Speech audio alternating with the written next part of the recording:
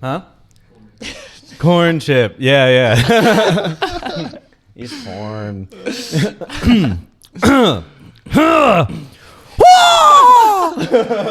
it all out. All right. Okay, here we go. That's how we are, bro. Yeah. All right. Well, here we are back at Baba Yaga for episode 5. My name is Sean. We got Alan holding down the cameras and the audio. We got Navi, our mascot, chilling over there. And we're here with Brandon and Kai from Roy G Biv. Hello. How's it going? Thanks for having us. Happy to be here. Yeah. Hell yeah. All right, guys. Well, we were talking about it a second ago, but congrats on the album. Thank you. That's a huge accomplishment. That's super dope. I was listening to it earlier. It sounded fucking dope. Like I was saying, you got to listen to it in headphones. That's how you get the full experience. Necessary. Headphones. Or really loud speakers. Yeah. Or really loud. Yeah, crank that shit. This is rock and roll. This is rock and roll, baby. All right, cool. Let's start with some of the basic stuff. How long has Roy G Biv been a band?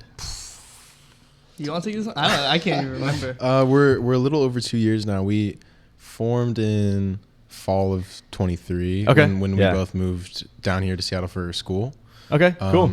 Yeah, our first show was actually a Halloween show that year. So oh, no shit. We're like just coming around on 2 years. Feels full circle doing this past show with the album release. So yeah, 2 years.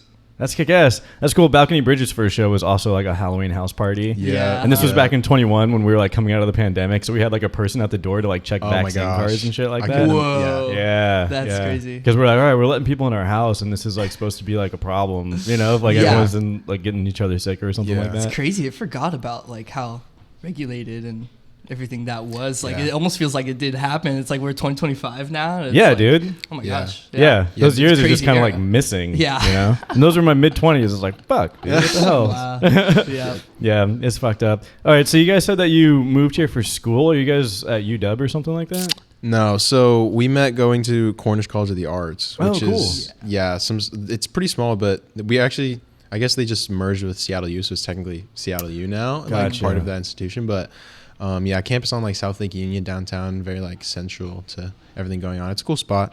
Yeah. Are you guys still in school? I'm still in school. I'm riding it out as long as I can. But I mean, it's crazy because the longer, me and all my friends that like were in a band in high school have done this and like transferred into college and gone on to keep doing this as a career and stuff, the harder it becomes to balance it with the school and stuff. And a lot of us have really just come to the point where it's like, we want to do this, we want to focus on this, and if we're all doing it together, then if we all have each other's back, there's less of a chance of it all going to shit. Absolutely. Yeah. So everyone's kind of more oriented towards just making this happen for ourselves rather than like chasing the degree and getting the career and stuff. So that's cool, but I'm riding it out. School. And going to music school also, I feel like is a beneficial thing to me still as a musician. Absolutely. So. Yeah, that'll be huge. It's like a great foundation for you, and it's like it'll allow you to like communicate with other players too that maybe aren't as like intuitive, and they're like, well, what key is it? Totally. Like Cornish is a cool school because it's kind of a lot of people from totally different backgrounds. Like I'm in classes with musicians who are complete opposites of me, but getting to collaborate with them is like really insightful sometimes. Absolutely. So yeah, that definitely like broadens your spectrum and understanding of music, and then like you pick up little things that you like and like bring that into your playing and stuff. Yeah, that's been a huge influence on our band, honestly. Like the influence of us being at that school and meeting there and everything like that. Yeah, especially being taught music a little more through almost like a classical lens. I mean, like the theory wise, like what they give to you is something that I never learned like growing up, because I think both of us sort of had similar like music experiences, learning it just like guitar and on tabs, and then like what was that, guitartabs.com? That ultimate guitar so it was definitely cool to kind of see music approached in that lens. It definitely helped us, give us tools in like bouncing different ideas that we haven't heard of before, or like familiarizing ourselves with more.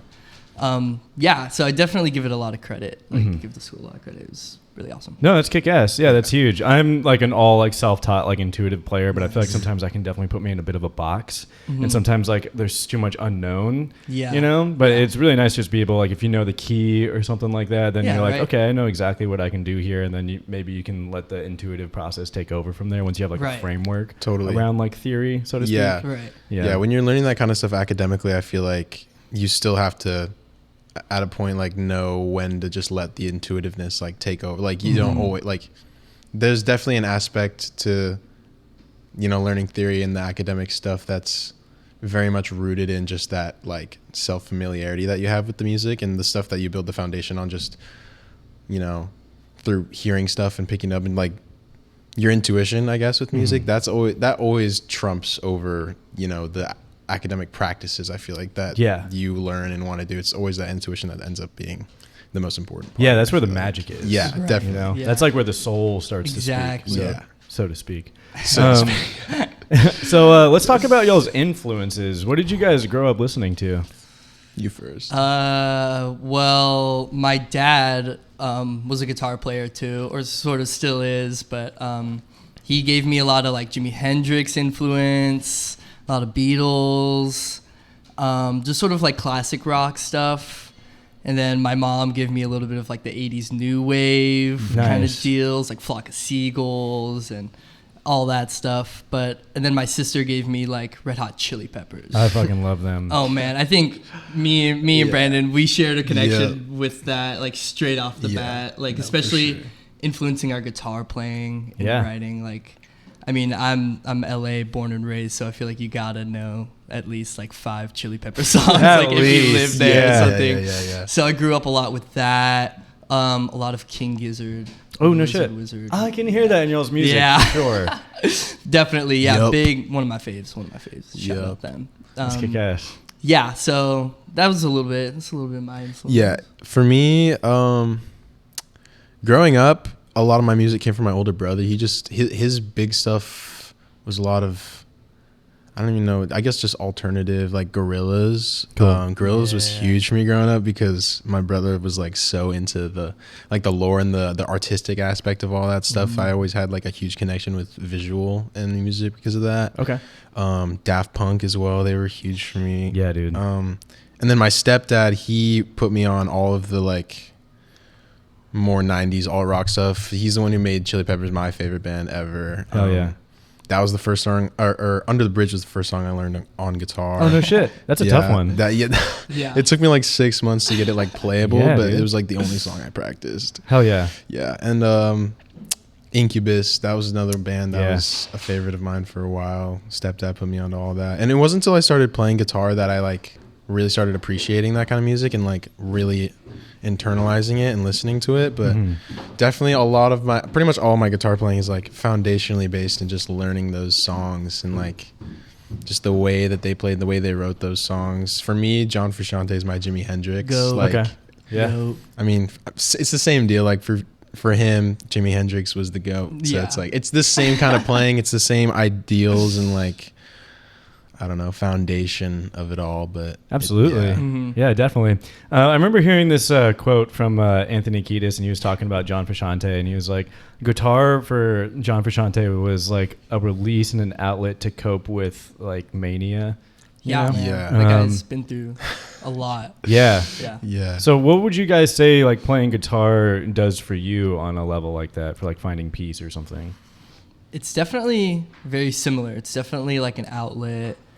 Also a little bit of like a deeper connection with myself, I feel like. You know, I've now gotten to a point where I can like just pick up the guitar and just like kind of almost like ramble and noodle and jam and just like don't have to necessarily think about, okay, I need to play this or practice this. It's more or less like practicing my own form of self-expression. Yeah. Like getting in tune with what are my tendencies and what can I improve on and what sounds good, like what's my sound. Through all these influences, like how do I make that come to life? So it's definitely feels like a spiritual practice. Absolutely. For sure. Just sit down and connect with that instrument. You know, it's it's fun. If I could just do that all the time, I would. I know it's so potent for like release Yeah. and like cleansing in a way. Right. You know, like when you pick up the guitar and then like hours go by. Yeah. And then you're just like, wow, I feel amazing. Like life is so good. Yeah. Totally. Yeah, it's a really beautiful thing. Mhm. What about you, Brandon? Yeah. What does a guitar do for you? I think because I started as just like self-taught, like I kind of just started learning it for myself. I didn't really have a goal of like, I want to become a really fantastic guitar player or anything like that. It was always my like relationship with the guitar has always been based in like doing something for me. Like I'm playing it to feel better pretty much. And through that, it's become like by far the most effective way for me to communicate anything. I feel like I just personally find myself to not be very good with words. And so I feel like having that as a way to express my emotions or feelings or like whatever is happening within me, I feel like it's just such a, I don't know, therapeutic way for me to communicate, I think. Absolutely. Yeah, it definitely brings like a lot of highs too. You know, like I'm saying, like that feeling of like cleanse, and then you're just kind of floating afterwards. You're like, wow, it's like a great workout or coming out of the sauna or something like that. Yeah. And it's so cool that it's like you can just pick up a guitar and just start playing, and then it's like Literally. everything in the world just disappears. Right. Yeah, and I've always had such a weird relationship with like practice because, you know, in some cases you're told that it needs to be like a super conscious thing. Like you need to always be trying to get better, like always work on something that you're not good at. But I mean, like Kai, I always get into the tendencies of just like picking up a guitar and doing my, like, I guess vocabulary, like what I know how to play and what I do. Yeah. Like if I sit down and I just like have a guitar for 4 hours, but I didn't necessarily like learn a new song or like run a new scale or work on this technique that I'm not that good at. I just did stuff I liked or just played what I felt like spoke to me or whatever I wanted to do in the moment. That still feels productive. You know, that still feels just as much like I'm practicing my instrument. Yeah, because at the end of the day, it's about like your relationship to the instrument and like what it does for you and what you want to get out of it. It can be easy, like, you know, self-doubt is something that I think everybody struggles with. It can be easy to be like, oh, like, yeah, if I want to be better, then yeah, let me like practice more scales, or I need to like learn a new song, or my playing's becoming stale. Like it's really easy to get trapped in that. Yeah. But it's good to like also have the presence of mind to just remind yourself, it's like, I'm always doing this for me and not for anybody else. And as long as I'm able to like continue a practice that allows me to break through and release whatever I'm feeling is I think what's super important. Yeah. It's hard to kind of lose that, that's like the natural objective, or like that's the goal, and it doesn't necessarily like feel like sometimes, like some nights when that happens, like it doesn't feel like the progress bar has literally moved, but it has, you know what I mean? In a different way, in a different form. It's like all of it is just leading up to kind of finding yourself within the music and knowing like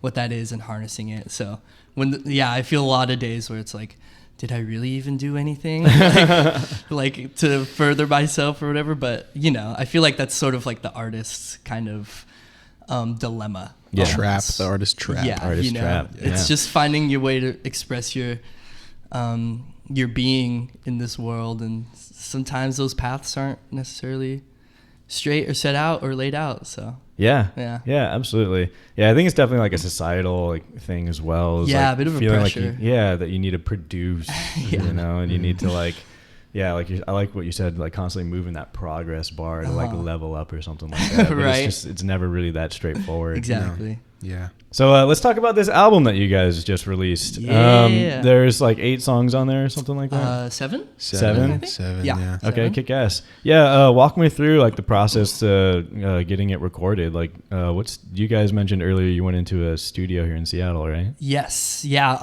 Through Cornish, we were able to get like free recording time at Jack Straw. Okay. Shout out Aisha. She helped us lay down the drums and guitars and vocals for Yard Sale and Illusion.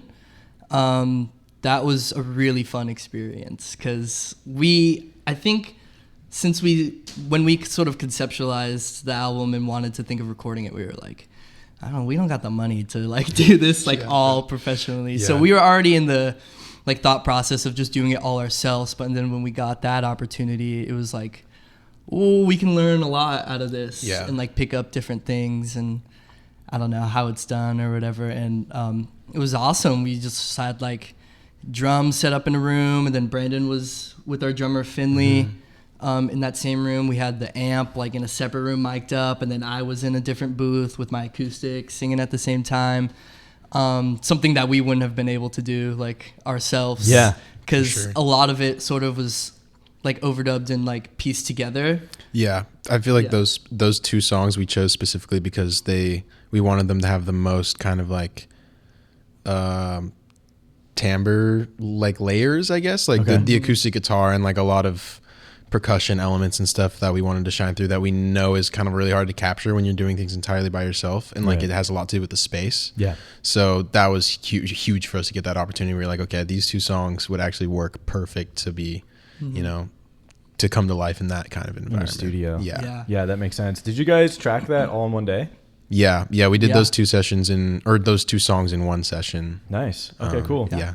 And then so after you did that, then everything was just in y'all's own space after that? Yeah, pretty much. Yeah. I feel like honestly, a lot of this album like came together in pieces over a long period of time. Like we had some demos like I want to say close to a year and a half ago even, like maybe not official demos, like we re-recorded a lot of stuff, but we've been working on getting final versions of these songs for a long time. Gotcha.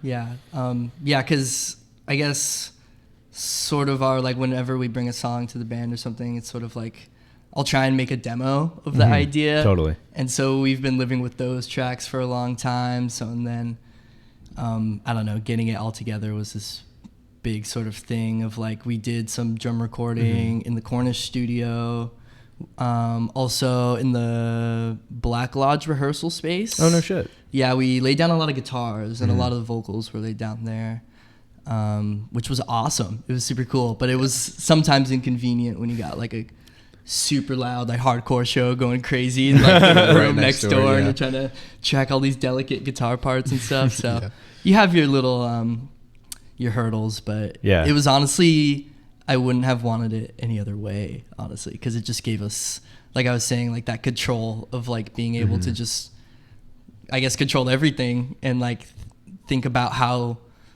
the recording setup and the way we play and just us doing it ourselves, like sort of gives you that liberation of like you are holding the reins. So it gives you a little bit more of that confidence in creating what you want to. Yeah, absolutely. I think a huge piece when it comes to recording is like knowing exactly what you want. Like I know exactly what I want like the snare to sound like and the kick. I know what my guitar tone is supposed to be.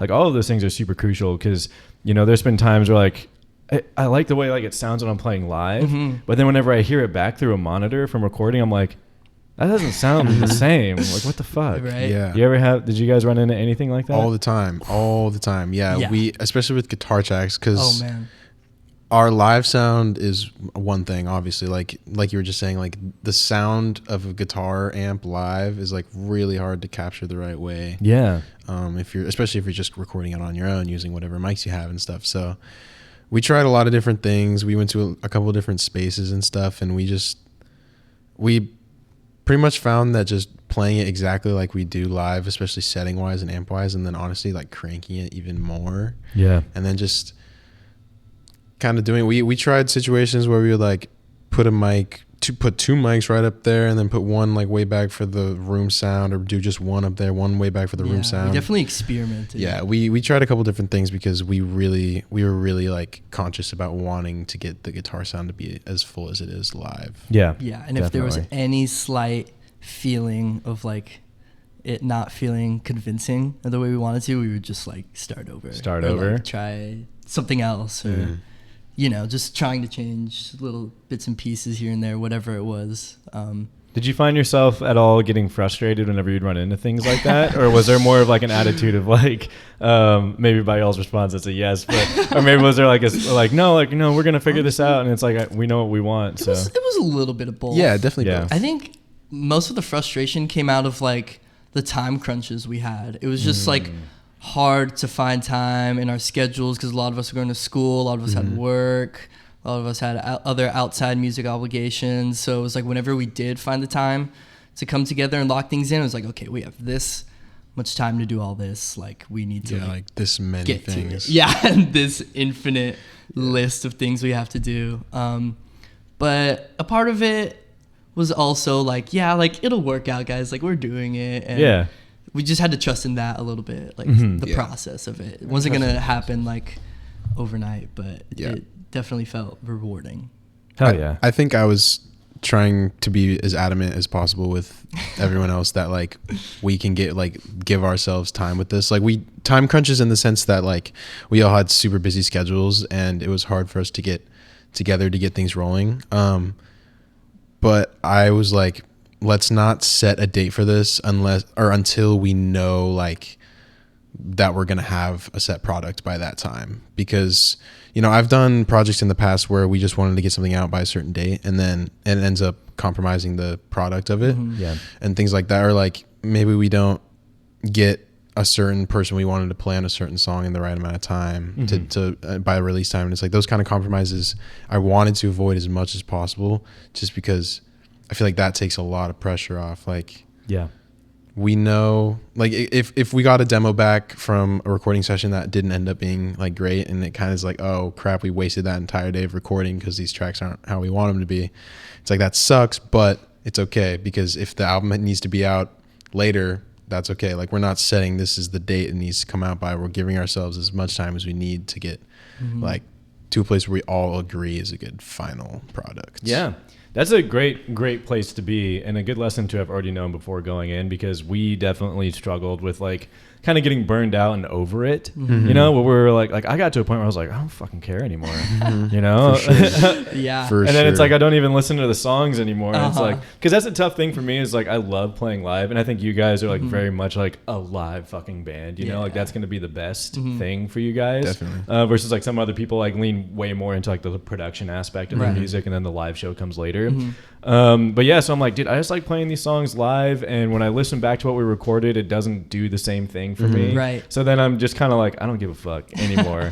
You know, and it's tough, because it's like, well, but you know, like you're saying, it's like you want to be able to deliver something good, you know, that you're gonna like or whatever. But I don't know, recording music for me has always been tough, and usually with Balcony Bridge, throughout that history of like releasing music, I was just kind of like, I don't give a fuck. I don't listen to that shit. It's like I play the songs live. That's really what I care about. Right. Definitely. Yeah. Was that recording process for you sort of like, did it feel like sort of time crunchy and like you have to crank all these things out super quick, or was it a long sort of time to sort of dwell on recordings and like look back and go in? Or it's tricky. Like, I think like everybody figures out their own process, so to speak, because in one situation we went in to record our EP and we had like dumped a bunch of money, and you know, we only had the studio for a certain amount of time. Right. So I was like, all right, we got to like knock everything out now, and then we'll do like supplemental stuff like on an ad hoc basis for like punching in or like doing vocals again or something like that.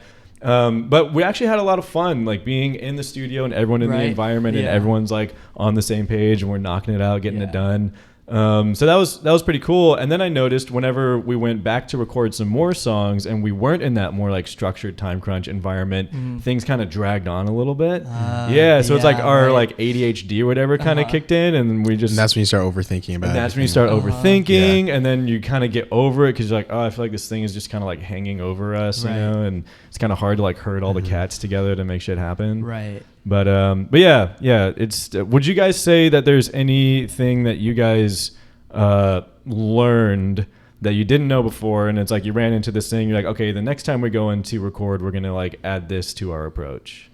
Definitely a part of what you were talking about, that mindset that you get into when you kind of have things to dwell on for too long, and you take kind of too much time with something, you're like, I'm sick of this now. Like, I'm kind of not over this. I think there was a little bit of that with this album, just because, and like I already knew this going into it a little bit, but I definitely learned more about it this time around. Like that experience of sitting with a mix for too long, kind of like there's a point where you know there's like, okay, I could still do these things to it, but is it really going to make it better, or am I just tweaking it more and more and more because I feel like I'm not happy with the result? Like, I think next time around, for sure, I'm gonna have more of a emphasis on once we're like, wow, okay, this is really something here. I'm just gonna like be like, okay, that's it. Like, that's what it is. Like I'm not gonna think about it anymore. That's the product. It's not in my hands anymore. I feel like this time around I did that way later. Like I did that by the time it was out.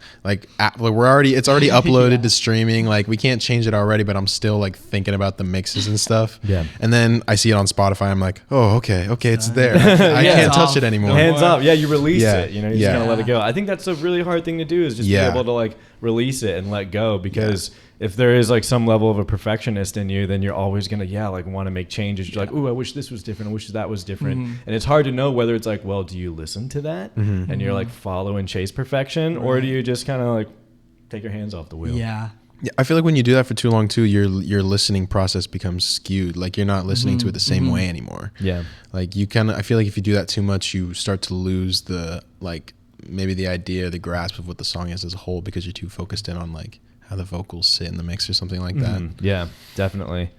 Yeah, you kind of just like put it down to like a microscope. Yeah, and then that shit will drive you crazy. What's y'all's favorite song to play live off the album? Ooh, that's a great question. That is a good question. You could play it twice in the set. Ooh, you know? I mean, Violence is really great. Yeah, that one's like so one of my favorite ones to play live, because it's the heavier one of the album. And, more King Giz. Yeah, you can hear it for sure. And the energy with the crowd is always really great with that song. But I also do really love playing Dope Sick live. That one's a little funkier. And the way we approach it live is sort of like a jam in the intro, and it always sounds different. And I kind of love just doing that. I love just jamming with these guys. Like it's so fun. It's so freeing. Yeah, dude. So I guess like whenever we do that, that's kind of a big highlight for me in shows. For sure. Yeah. Dope Sick is the one that we've actually had been playing the longest. I think we've been, I don't know. Did we play it at our first show? Played it at our second. So we've pretty much been close to playing it for the entirety of the time we've been playing, live shows. And it's pretty rough first time around, but it's I'll like look back on videos and like, oh my god, but it's fun. It's kind of cute, it's like, oh, exactly. Look at these guys, they're like trying to do this. And that's part of why I love that song so much now, is because the evolution of it has been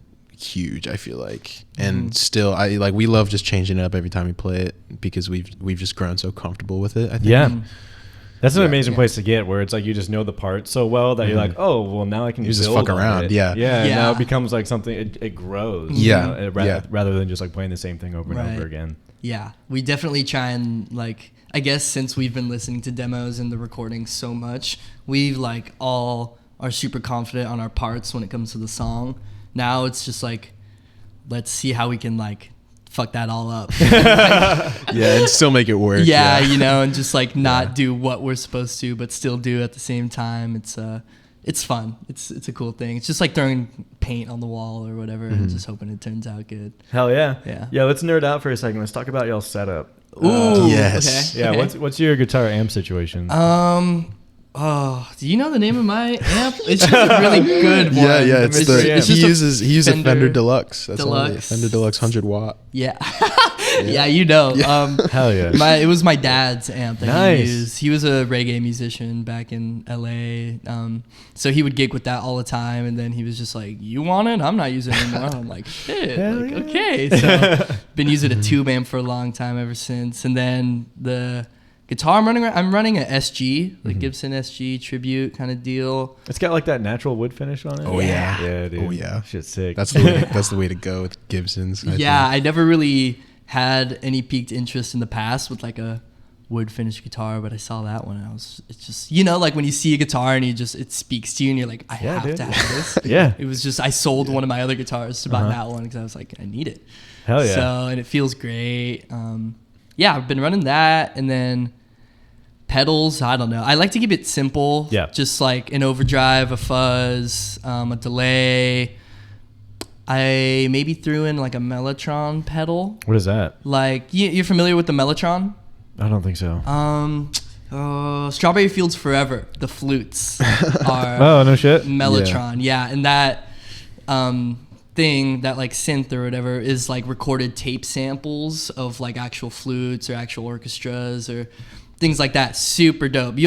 Once you like hear the like timbre of it, you'll recognize it in like so many songs and so many different things. But has a really cool psychedelic aspect to it. So when I found out there was a pedal, I was like, what the hell? Like, because the real Mellotrons are so damn expensive. So I threw that in to give some weird orchestral or flute or like choir things that kind of come in with like a bit of I also have like a space echo like pedal. So you get some of that tape delay shit and some of that weird stuff going on. Make it sound like a stadium, bro. Yeah, right. So I like to do that, and then tuner pedal, but I don't try and get too wild with my pedals, mostly because I've been so deep in like the modular synthesis kind of deal. That's where all my money's going towards, just like analog gear and the cables and all that. Dude. So that's been super fun, but yeah, that's kind of my live rig. Little breakdown. All right, what about you, Brandon? What are you rocking? Okay, so like amp wise, I actually run a solid state. I think it's called the Fender Frontman. It's 100 watt. It was $200, and that's the only reason I use it. It's nice and cheap. Yeah, it works for every gig. Super fucking loud. Guitar wise, I have the Strat. That's a Squire Strat. I think it's like 2006. It was the first guitar that I like ever picked up. It was just like a hand-me-down from my stepdad. Cool. I love that thing. I play the thing a lot. I recorded a lot of the album on that. It's like not that good of a guitar, but it just plays really well for me. There it is. So that's all that matters. That's one that I love. I recently bought a Fender Jaguar Special, I think it's called. It's one of the ones with the painted headstock. Okay, cool. Yeah, that thing is gnarly. It's all black. It's my baby right now. That thing is super, super fun to play. It's like a brick too. It's super heavy. Oh, dude, I do like it because usually guitars that have a little bit more weight to them have much more resonance. Yeah, I like that. Yeah. It's really warm. It's got a really warm sound. Pedal wise, I got a lot of the same stuff that Kai does. We kind of like mirror each other in terms of like effects, but totally different like pedals kind of. Okay. Yeah. So. Like he uses like the Centron, like what is it called? Oh, dude, yeah, the emulator one. Yeah. I think I remember Centaur. seeing that on your pedal board or something. I think you talked about it actually. I think so. Was this at? You said you just found it at Guitar Center, right? Or something. Yeah, I fully went in there with our one buddy Tonio. Also, shout out Tonio, Benevolent Soul. They freaking rock. We also met Tonio at Cornish, so nice. He's just one of our close friends. But anyway, we just went into Guitar Center, and I was not looking for anything, and then I just see this big ass gold pedal with it's like Centaur on it. I'm like, I need to try this out, and it just gave me that classic rock kind of like drive that I wanted out of my guitar, and so I walked out of there with it. Usually I'll like try and find it cheaper or pre-owned or whatever, but I think I got paid that day, so I was like, let's ball. Fuck yeah.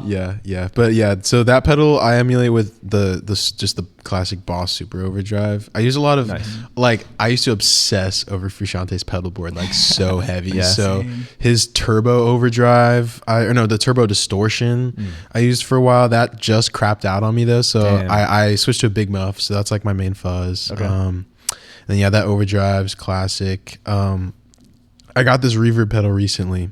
This is because of McGee. He has the dopest reverb pedal that has like a distortion trail off on it. So like your reverb tones can be hella distorted, and it works so well for psych rock. Like it's so sick. So I copped one of those. It has like an expression pedal on it too, so you can have it plugged in and just like have clean tone, and you step on it and it just randomly comes out. It's super, super cool. So I threw one of those on the board. And then the classic, what's it called? The Electro Harmonics Canyon. That's my delay. That thing is the Grand Canyon. The Grand Canyon. That sounds dope as fuck. It's cool. It's fun. We love doing the just like super warbly, like messing with the delay times, and you'll always see us on our knees, just like fucking with the knobs, getting all that warbly stuff going on. It's fun. It's just kick ass. Do you guys both play with the wah? I was just about to say, and then we both got the wah pedal. We both got the wah pedal. What kind? I use Crybaby. I use a Gary Clark Jr. signature wah. Oh, my man, dude! Gary Clark Jr. changed my fucking life. He's the goat. He's the goat. He is, man. He breaks through. And that's what we're all trying to do. Like, he's just like, and then he's like levitating, bro. I've had that wah for a minute. a minute. Yeah. I've had to do like 2 repairs on it, but I just don't want to let it go. Does it have a battery or a power supply? Power supply. That's nice. Yeah. Because I got this Vox wall that a friend gave to me, and it takes a battery, and then if you don't unplug it, then it drains the battery. Yeah. And I'm like, dude, dude, I'm not that gonna remember to sucks. do that That every fucking sucks. time. Yeah. I know. So it's the worst when you're like Yeah. soloing and you're expected to go, whoa, and then it just cuts your tone because the pedal's dead, and then you're like, dude, That's it. you Yeah. know, it's a kick in the nuts. yeah, dude, I get that for sure. Dude, Gary Clark Jr., man, that I remember I dropped out of college and his first live album, I listened to that and that shit changed my life. Like I remember like listening to all these interviews from people like Kirk Hammett and like all these legends.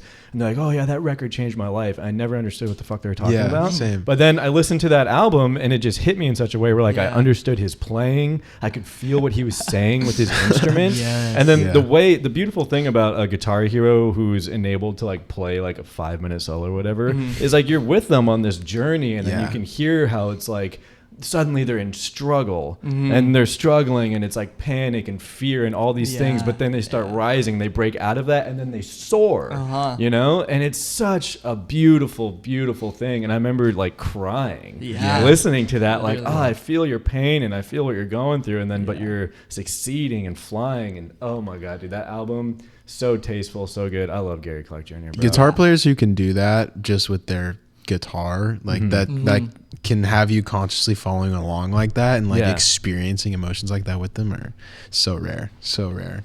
But I think what makes it rare is like you need the right people behind you. For sure. Like you need the right rhythm section and the right people backing you, because they just gotta like hold it down and follow you And ride that wave too. Yeah, exactly. Yeah. Definitely. Have you guys seen Gary play before?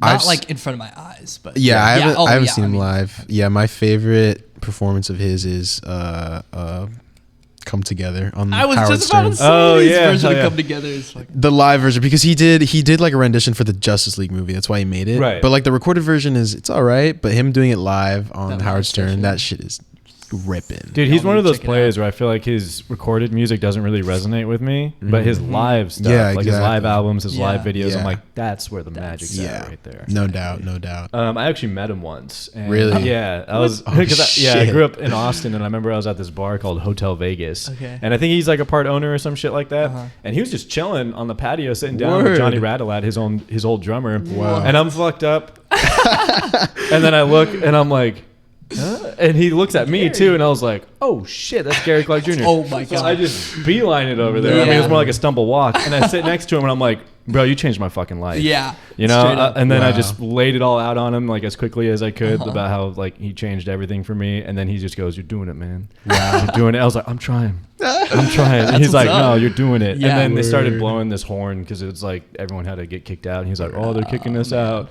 and I was like, see you down the road, man. See you down the road. Wow, that's great. You got the opportunity to do that. I know, dude. We crossed Seriously, paths. Yeah. Super fun. Being able to tell those people like how much they mean to you, dude, that's huge. Yeah. Absolutely. They say don't meet your heroes, but I feel like Gary's probably a fucking dope ass dude. Yeah, that's an okay hero to meet for sure. That's good. Yeah. Definitely. All right, so you guys got the album out. I think we talked earlier. You guys Yes, are kind of sir. taking a little bit of a break, but are there any like shows that you'd be stoked to do, like any venues you want to play or something like that?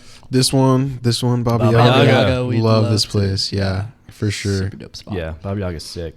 Where else do we Where else do we want to get our hands on? Or speaking of like heroes, is there any like local bands or like national Ooh. bands you'd love to open for? Okay, just so I can speak it into existence right now, we want to open for Zucrot so bad. Oh my God, Like yeah. genuinely Hell yeah. so They're bad. so fucking dope. Yes. I remember. Were you there too at the at that one house show in March? Like At the bakery, the old Yeah. bakery. Yep. yeah, I remember that was the first time I caught. That was a Zucrot live. muddy pit. That And was a yeah, muddy pit. super rainy, fucking hella people, super muddy. But Yeah. I remember just being like stoned out of my mind, just seeing these guys with their face paint on. I'm like, oh, they're about to fuck shit up right now. Like it's about to go crazy. And they were just more than what I expected. I was like, oh my God, yeah. So we definitely want to They rip. get in with those guys. Yeah. Dude, you Y'all open rip. up a textbook, a dictionary that says Power Trio. It says Zucrot. Yeah, right. Straight up. Those Yeah. guys are Straight up. so good. Yeah, definitely them. Definitely them. Them.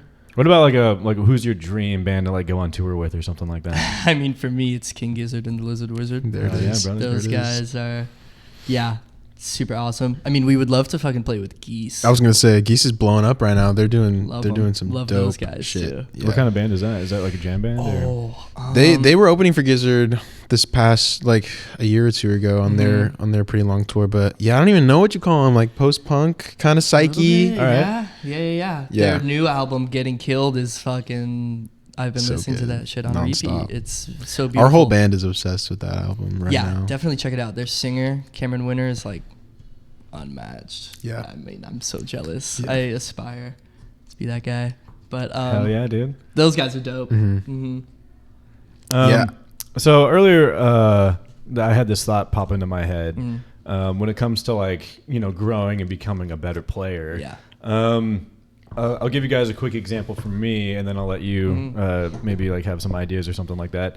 But is there anything that you can see where you're like, I want to break through as a player or like as a songwriter? Like there's a step you can see that you want to take. Like for me, I want to get better at working back on the neck. Like it's super easy to walk up this way. Oh yeah. But I think like what like a next level for a player is to be able to like solo as interestingly like working down the neck. So is there anything as like whether it's a songwriter or a player, even on another instrument, that you guys can see a step to be taken to like feel like you're leveling up your playing? Yeah.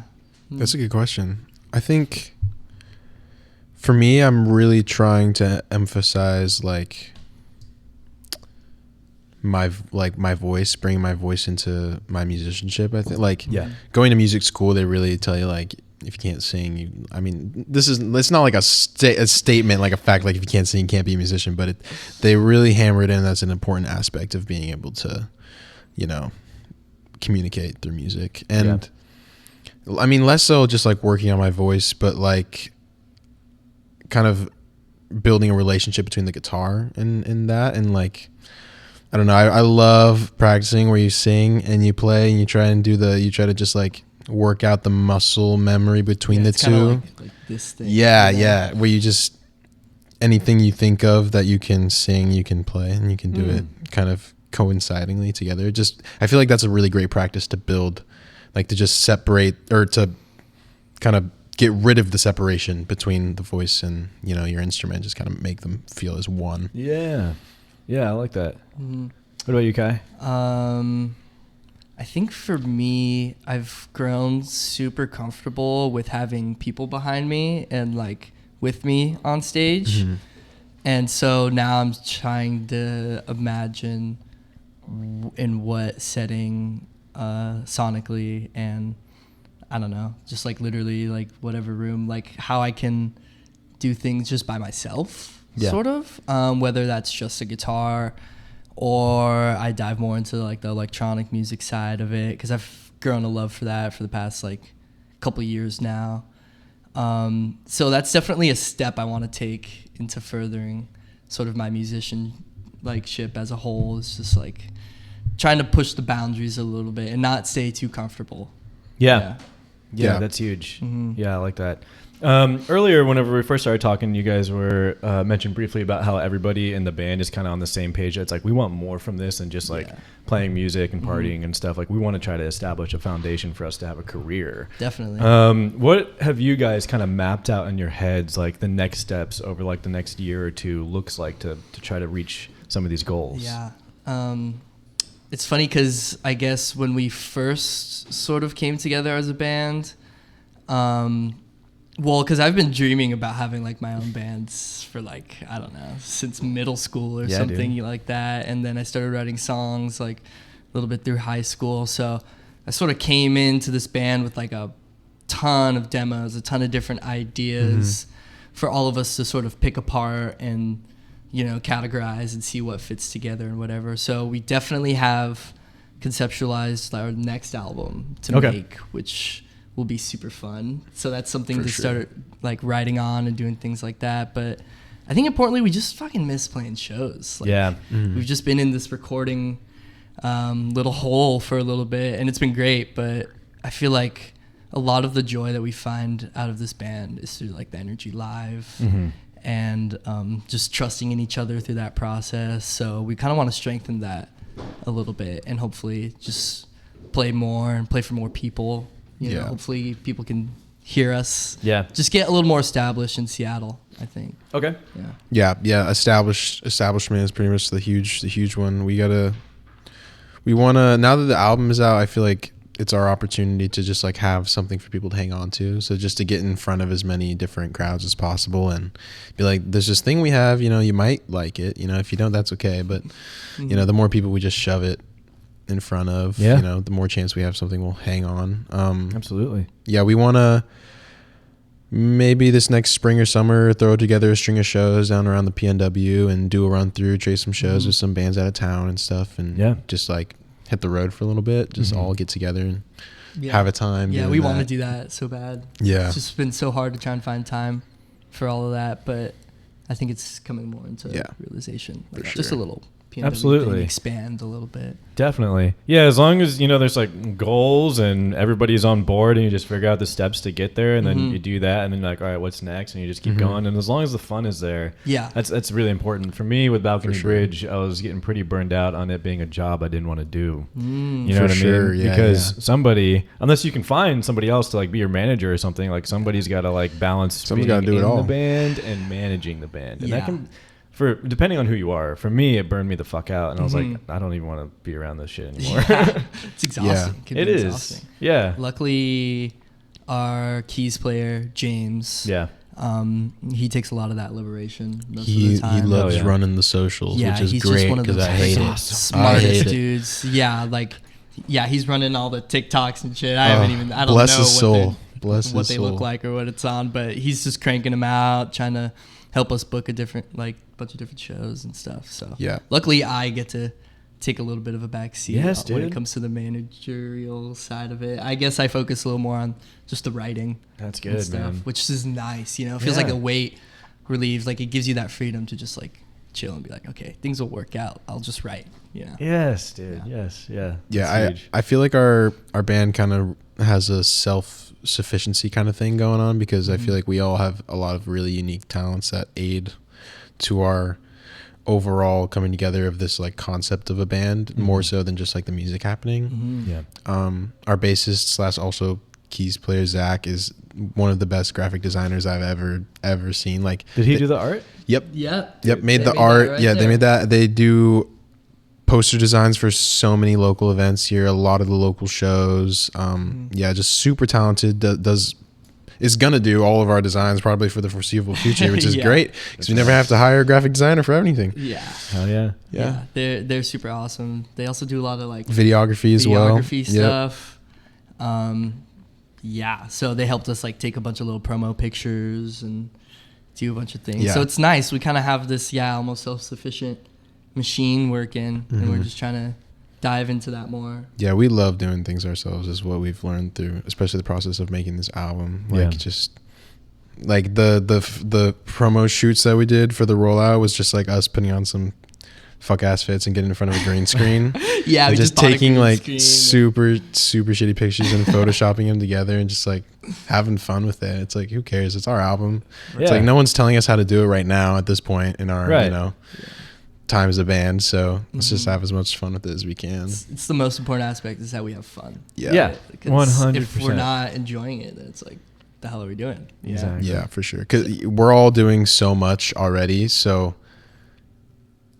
I feel like if we all didn't collectively like have a blast doing it, we wouldn't be doing it, because we all have so many commitments as it is. So it just feels like when we get together, it's just like the sigh of relief of like, like this doesn't feel like a super stressful thing to be doing compared to everything else sometimes. It's like being on the playground. Dude. Run for it and you just take off. I can see you guys up there just having a blast. It's great. It's just, I can't find it anywhere else. I don't think I will. It is the best drug. Oh man, truly. Oh man, it is so good. All right, well, as we start to wrap up, a couple of questions I have. One, is there any sort of like messaging in your music, or a certain thing you'd love to be able to like resonate with your audience or like people who listen? Like, what would you want your listener to like experience or feel whenever they hear your music? I think a big thing in my sort of experience in general with music is that I found it as a way to connect to emotions and feelings and places in my life where I didn't necessarily feel like anyone else was experiencing that. Like I found sort of solace in kind of that like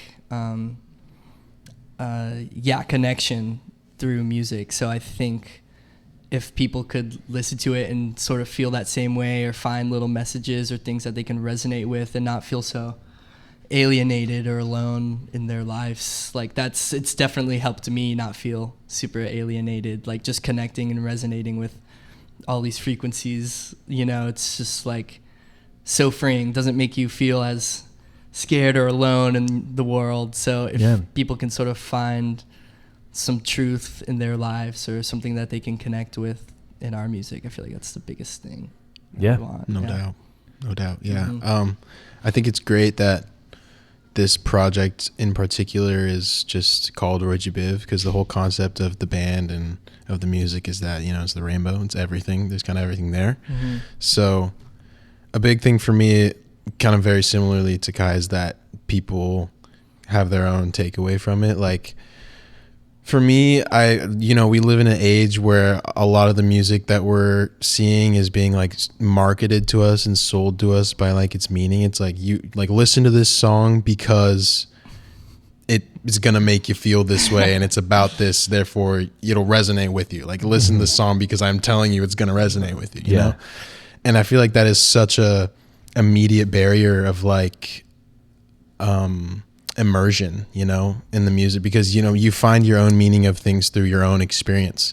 So when people are telling you what to think or how it's going to be, you know, I feel like for me personally, there's less a chance of me connecting with it like that.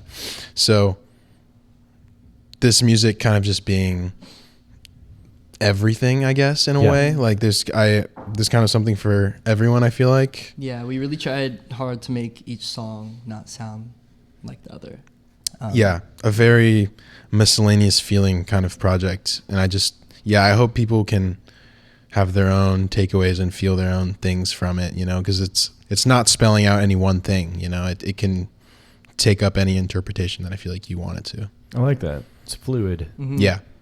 I like that. Roy G Biv, it's the rainbow. Yeah. It's everything. How'd you guys come up with that? Well, when I met Brandon, I'm like, okay, we gotta start. He had it already on lock. He was like, Roy G Biv, orange, or you know, red, orange, yellow, green, blue, indigo, violet. I was like, violet. This is our name, and I hope there's no objections. He was like, so Brandon, this is gonna be our name. Yeah. And if you don't like it, I actually got it. I'm gonna tell the truth, because I've been doing some shows, or I did some shows in LA with a band called Meerkats. I was doing bass with them for a while, and then we had this one show with this band called Roy G and the Biv. Oh. And I was like, damn, that name's good, but it could be better. Yeah, dude. I was like, just cut the and make it a little name or something. So I really stole it from them. I hope they're doing good and still doing shows, because they were awesome. So thank you for that. But yeah. And then when we were rehearsing too, like we would, like the first year we were rehearsing was at Cary Hall, where Cornish used to be. Yeah. And that was on Roy Street. And, oh, no shit. And I was like, oh, this is a sign. I saw it. I was like, okay, like, this is it. So yeah. And then no one had any objections. I don't remember. Nope. I don't think so. Yeah, and then it worked out for being the self-titled too, because as we were writing the songs, it was like, oh, there's an R, there's a there's a G, there's a B, and so we ended up. But then that's the reason Dope Sick has an O capitalized and not the D. That's why it's like we wanted the pronunciation each track is whack. To start. Yeah. With the letters spelling out Roy G Biv. Yeah, that's sick. Just had one discrepancy in the second one. So we were like, fuck it. I'm not renaming the song. No, because the song title was so sick. Yeah. So. It's dope sick. Yeah, it's dope. So yeah, that was the one thing that's like, is what it is. But it worked out for the most part. Yeah. That's kick ass. Well, guys, thank you so much for coming down here. Thank you for having us. Thanks for having us. Yeah, sharing your story. It's fucking kick ass. Yeah, I think you guys fucking whale. The first time I saw you guys was at the flea market, old QFC in Yeah. Capitol Hill. Uh-huh. That shit was fucking dope. Yeah. Yeah. That's a great spot. Love it there. Yeah. Love it there. I actually remember the first time hearing you guys. Oh no shit. Yeah, I wanted we to tell the were- story. This story was so fun. It was me, Brandon, and our friend Tonio. We were just like roaming around Cap Hill. I think we were gonna get like Dave's or something like that, and Yeah, then we were gonna get chicken. hear this like amazing wall of sound just start spawning out of thin air, and we were like, "Is that live music we hear right From now?" like blocks away. Yeah. too. So and then we Yeah. just started following, and it got louder, and then you guys were just set up and right in the middle of the Anderson- cap. Oh yeah, Cal Anderson. Yeah, and we were like, "Oh my god, we gotta play with these guys! They're Yeah. so fucking good." Yeah. Yeah, that was a super awesome experience. So Yeah, you guys ruled we just too. happened Shout out upon you Balcony guys, Bridge. yeah. Yeah. Rest Yeah. in peace. Rip, Yeah. rip. The gods. Rip. We did rip.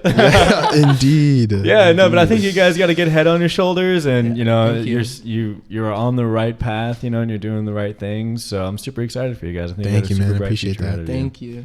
Yeah, just stick to the fun, stick to the passion, Yeah. you know, and Yes, sir. yeah, everything will fall into place for sure. Totally. Only up from here. Only up from here, baby. It That's only right. gets better. Yes, It sir. only Yes, gets sir. better. That's what I'm talking about. All right, sick. Thanks again, guys. Sweet. Thank Let's go. you. Cool. Hell yeah. Whoa. That's a podcast. Awesome. That was so fucking Dude, sweet. how long is that, bro?